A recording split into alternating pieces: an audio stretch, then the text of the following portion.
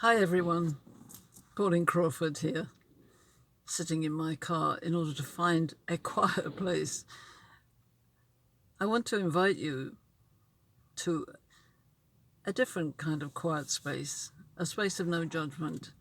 It's what I call a magical conversation space, because we have some very serious things to develop together.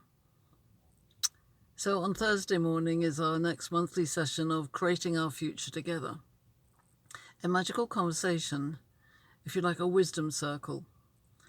And we run these twice a month, all from the Pacific daytime base that I live in now, even though I come from London, the UK. Because I want to embrace the whole world, we have one on Thursday at 9 a.m. That's October the 21st, which will be Mountain Time, 10 a.m., and Eastern Pacific Time at midday. It'll be 5 p.m. in the UK and 6 p.m. in Europe and Africa and 9:30 p.m. in India. And our desire is to come together as a tribe of wisdom seekers and to develop a handbook of wisdom about the essential, authentic, audacious power of the masculine and feminine energy that we each bring to the table. Second through the month, 2 weeks after that one, we have one again based from the US, but this time at 5 p.m. in the afternoon in order to speak to Asia and Australia. So for those of you who've been before, you know the score. But those who've never seen this before, have a think about joining us. The serious intention is that this is a space of no judgment. Your perspective matters.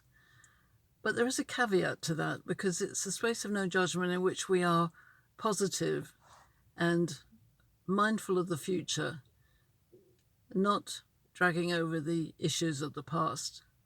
We recognize that we all have history for the reason we are at this point in our lives.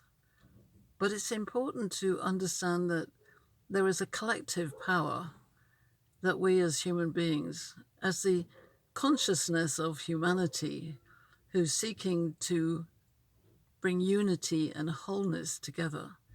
And there are many tribes doing this. But this one has been going for some time now, and it's part of my mission to help everybody have such magical conversations.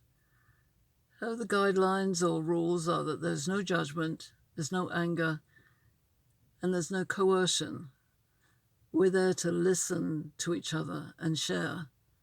There's no rights or wrongs. But this world is really in need of us understanding what's polarizing us, what's dividing us. We can't bridge the divide if we're divided. So one of my deep principles is respecting differences. I'm a British entrepreneur. I'm 72. I've lived some long time. I've lived in the UK, I've lived in Malaysia, and now I'm in the US.